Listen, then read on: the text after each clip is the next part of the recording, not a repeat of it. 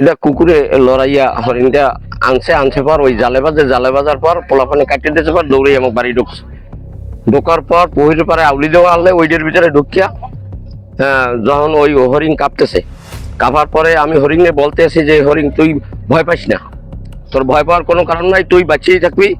আমি যখন বাঁচিয়ে আছি দুর্নইতে, তখন হরিণরা মোটামুটি একটু সুস্থ হয়েছে। আর পর হরিণ আর কোনো তাড়া করে নাই। তাড়া না করণে আমি হরিণের অনেকে বুস টুস দিছি, কিন্তু হরিণ আমার কথা বুঝছে কিনা আমি জানি না। কিন্তু হরিণ আর একটা জায়গাও এক পাও জায়গাও সে লড়ে নাই। ওই জায়গায় হরিণ আমাকে বলার পর শুইছে।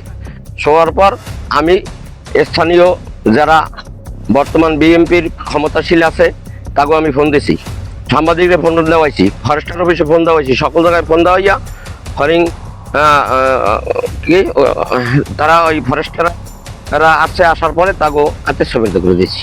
এটা ওই নদী থেকেই ওর সেই রকম একটা খবর পাওয়া যায়।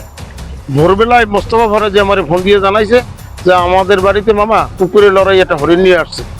আমি খবর পাওয়া মাত্র ওসি জ্ঞানপাড়া তাকে জানাই, এরপর স্থানীয় গণ্যমান্য ব্যক্তিবর্গকে জানাইয়া ঘটনাস্থলে আসি।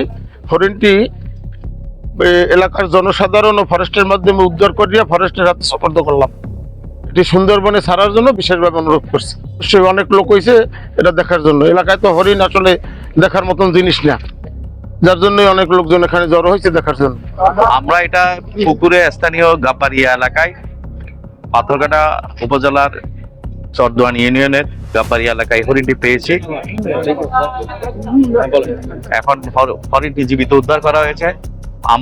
আমরা স্থানীয় জনগণের সহায়তায় হরিণটি জীবিত উদ্ধার করতে সম্ভব হয়েছি এবং হরিণটি জীবিত অবস্থায় বর্তমানে জ্ঞানপাড়া টহলবাড়ি অফিসে নিয়ে যাওয়া হবে এবং প্রাথমিক চিকিৎসা শেষে এটার যে আবাসস্থল সুন্দরবনে সেখানেই ফেরত দেওয়ার চেষ্টা করব আমরা।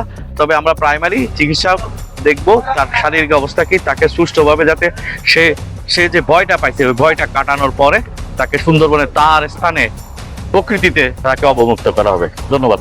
আসলে মনে হচ্ছে কি এখানে কোনো চোরা কারবারি হরিণটি ধরছে বা এরকম কিছু না, আসলে কম থেকে আসলে উঠে এসেছে। আমরা এই বিষয়ে তদন্ত করছি।